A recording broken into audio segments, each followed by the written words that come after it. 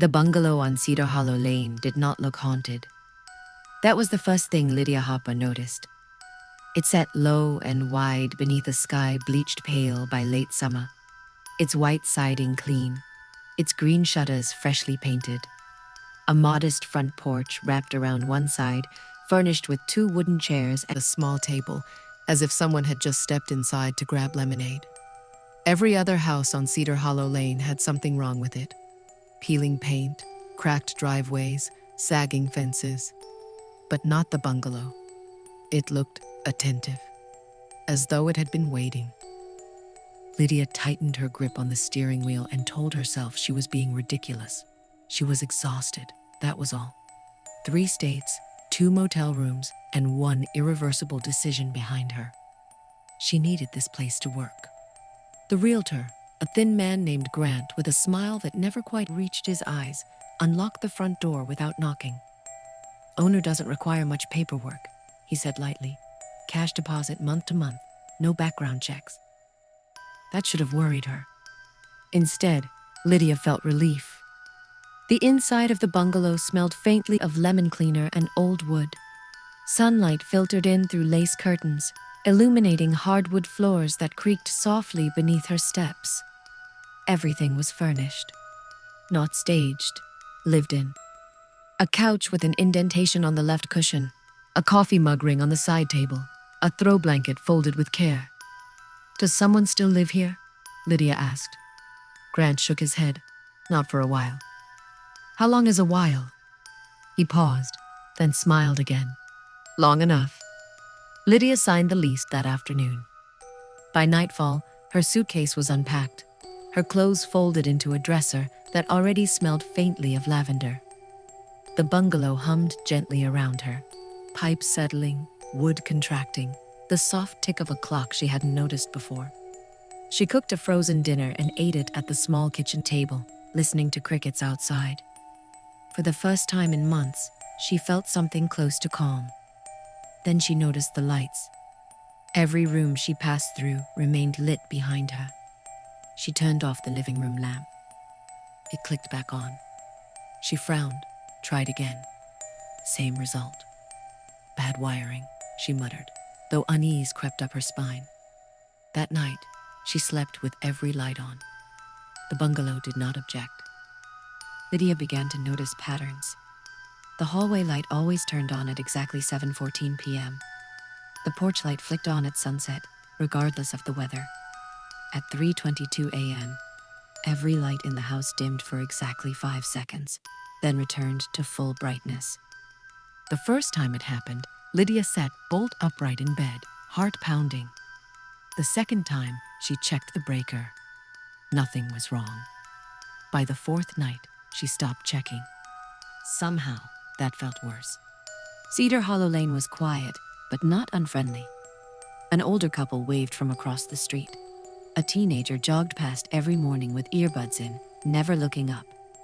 A woman 2 houses down left for work at exactly 6:30 a.m. and returned at 5:45 p.m. Predictable. Safe. Except no one ever walked past the bungalow after dark. Not even dog walkers. When Lydia asked the woman across the street about it, she received a polite but immediate subject change. People talked around the bungalow. Never about it. The first note appeared on the kitchen counter on her 5th morning. It was written on yellow legal paper, folded neatly in half. Inside, in tidy handwriting, were 4 words. "You left the light on." Lydia stared at it for a long time. She knew she hadn't. More notes followed. Always polite, never threatening. "The hallway is brighter at night. The porch light helps people find their way. Dark corners remember things." Each note appeared somewhere different. On the bathroom mirror, tucked into a book, resting on her pillow when she returned home. Lydia stopped inviting people over. She told herself it was temporary. She told herself a lot of things. The dreams started quietly. In them, Lydia wanted, flipping light switches that multiplied endlessly. Every room looked familiar, yet wrong. Walls stretching longer than they should. Doorways leading back into the same space. No matter how many lights she turned on, shadows pooled at her feet. In every dream, someone stood just outside her bedroom door, waiting. One evening, Lydia came home to find the spare bedroom door open. She never opened it. Inside, the room had changed. A small bed sat against the wall, neatly made. A child's nightlight glowed softly on the dresser, shaped like a moon. Drawings covered the walls. Crayon sketches of a house. Always the same house. Always with every light on. At the center of each drawing stood a woman with long hair and hollow eyes. Lydia backed out of the room, shaking. The door closed on its own. She confronted Grant the next day. "I want out of the lease," she said, trying to keep her voice steady. "Something is wrong with that house." Grant listened patiently. "Nothing's wrong," he said. "It's just particular." "About what?" "About being remembered." The office lights flickered. Lydia left without another word. That night, the bungalow refused to let her sleep. Lights snapped on and off, doors creaked open, footsteps echoed from room to room. At 3:22 a.m., a voice spoke for the first time. It came from everywhere and nowhere. "You forgot someone." Lydia covered her ears. The lights flared brighter. The bungalow knew her. It knew about the hospital room that smelled like antiseptic and regret. It knew about the child-sized shoes still packed in her trunk. It knew about the way Lydia avoided mirrors because sometimes, just sometimes, she expected to see someone standing beside her. Someone small. Someone she had promised never to forget.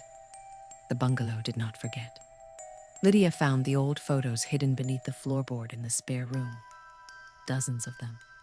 Families, couples, single tenants, all standing on the porch of the bungalow, all smiling, all with their eyes scratched out. On the back of each photo was a date and a note. Stayed, stayed, stayed. The last photo was blank.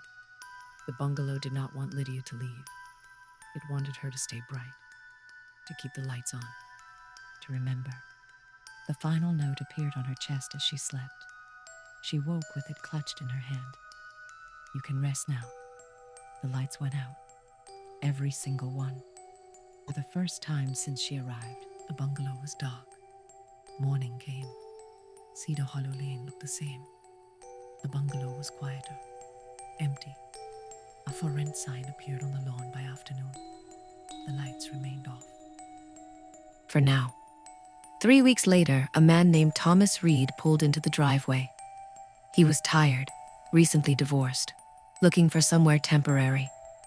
The porch light clicked on as he stepped out of his car. Inside, the bungalow waited.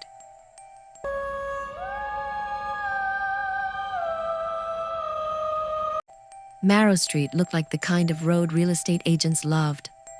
Neatly trimmed lawns, white mailboxes, a maple tree every few houses planted with military precision decades ago. The street curved gently, as if designed to make you slow down and feel safe. At the very end of it sat the bungalow. It was smaller than the others, lower to the ground, with a wide front porch that sagged slightly in the middle like an old spine. Beige siding, brown shingles, one square window on either side of the door, always dark. No one remembered when it had been built. No one remembered who had lived there last. People just called it the bungalow on Marrow Street. Ethan Caldwell first noticed it the day he moved in. He'd just driven 14 hours from Phoenix to suburban Ohio, his sedan packed with boxes, his head still buzzing from the breakup that had sent him running east in the first place. He wanted quiet. He wanted cheap rent. He wanted somewhere temporary, a place where no one knew his name. Marrow Street checked every box. As he unloaded his car, he saw the bungalow at the end of the road and felt an odd, tightening sensation behind his ribs, like a held breath that wasn't his. It wasn't ugly. It just looked unfinished, as if something had been interrupted and never resumed. The porch light was on. It was 3:17 in the afternoon. Ethan shrugged it off. Old wiring, maybe. A timer. That night, as he lay in bed staring at the unfamiliar ceiling of his rental house, he realized something else.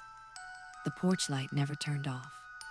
Marrow Street was quiet in the way suburbs often are. No city noise, no constant traffic hum. Just the occasional bark of a dog, or the whisper of tires passing on the main road 2 blocks over. Too quiet sometimes. On his second night, Ethan woke at exactly 2:11 a.m. He didn't know why. There was no sound, no nightmare pulling him out of sleep. His eyes just snapped open, heart pounding, skin cold. He rolled over and glanced out his bedroom window. The bungalow's porch light glowed steadily, and for just a second, he was sure of it. There was a shape standing beneath it. Tall, thin, perfectly still. Ethan blinked. The porch was empty. He laughed under his breath, embarrassed by the sudden fear, and turned away. Still, he didn't fall back asleep for a long time. He asked about it casually a few days later. Ethan was chatting with Mrs. Donnelly, his next-door neighbor, a retired elementary school teacher who watered her lawn twice a day and knew everyone's business by default. "Hey," he said, nodding toward the end of the street. "Anyone living in that bungalow?" "Mrs." Donnelly didn't answer right away.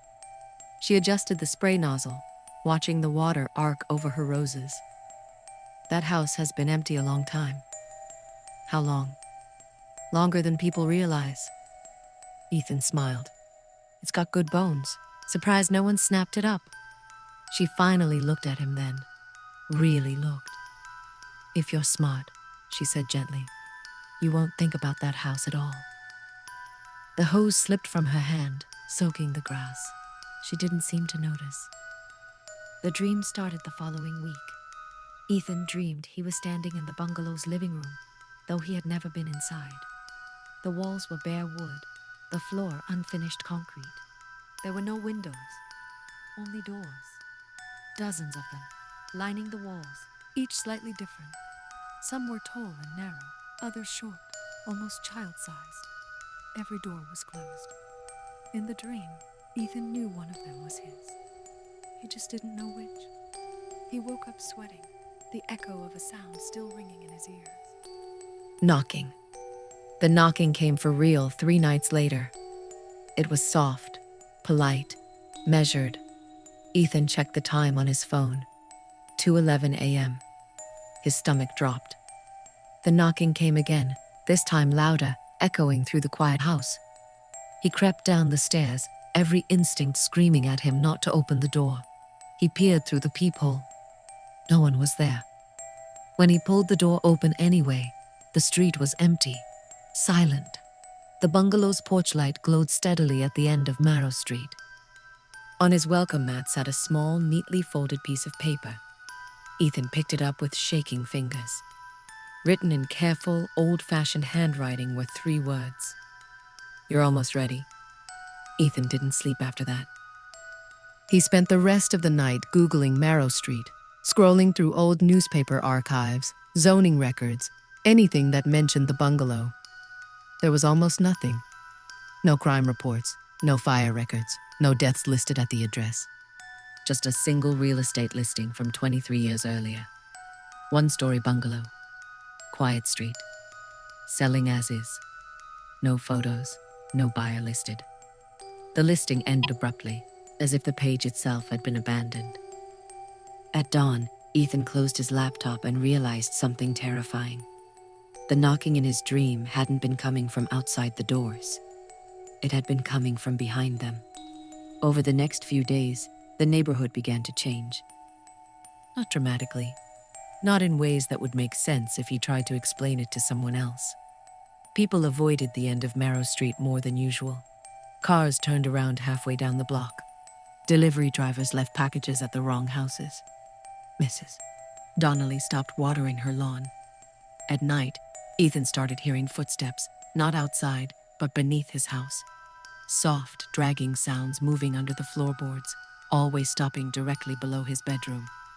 And every night at 2:11 a.m., the bungalow's porch light flickered once. Just once. Like a signal. Ethan finally walked down there on a Sunday afternoon. The air felt heavier with every step, as if the street itself were resisting him. Up close, the bungalow smelled faintly of damp wood and something else, something stale, like a room that had been sealed too long. The front door was unlocked. He hesitated only a moment before pushing it open. Inside, the bungalow was empty. No furniture, no dust. The walls were smooth and unmarked, painted the same dull beige as the exterior. The air was cool, unnaturally so. There was a hallway straight ahead, and doors, dozens of them. Ethan's mouth went dry. They were exactly like the ones from his dreams. Each door had a small metal plaque. No names, just dates. Some were decades old. Others were disturbingly recent. At the very end of the hallway was a door.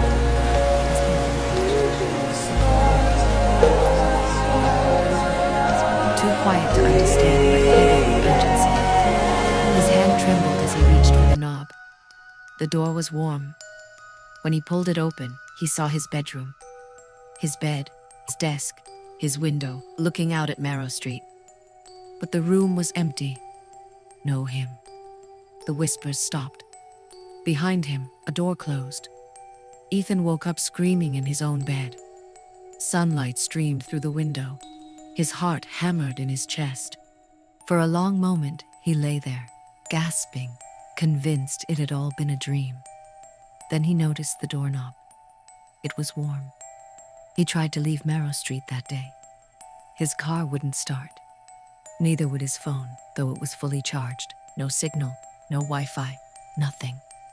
When he stepped outside to ask Mrs. Donnelly for help, her house was empty, windows dark, lawn overgrown. Every house on the street was silent, except the bungalow. Its front door stood open.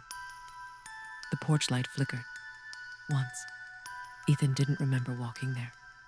One moment he was standing in the middle of the street, panic clawing at his throat. The next, he was inside the bungalow hallway, surrounded by doors. The whispers were louder now, familiar. He recognized his own voice among them. At the end of the hall, the blank plaque door stood open. Inside was darkness, and knocking from the other side. The bungalow wasn't a house. It was a place of exchange, a quiet corner of the world where people who didn't quite belong, people running from something, people looking for temporary shelter, were gently, patiently folded out of reality, room by room, door by door. Marrow Street didn't remember them. Neither did anyone else. Ethan stepped forward. The door closed behind him. The porch light on Marrow Street went out for the first time in decades. A week later, a moving truck pulled onto Marrow Street. A young woman stepped out, stretching after a long drive. She looked relieved, hopeful. At the end of the street, the bungalow's porch light flicked on, right on time.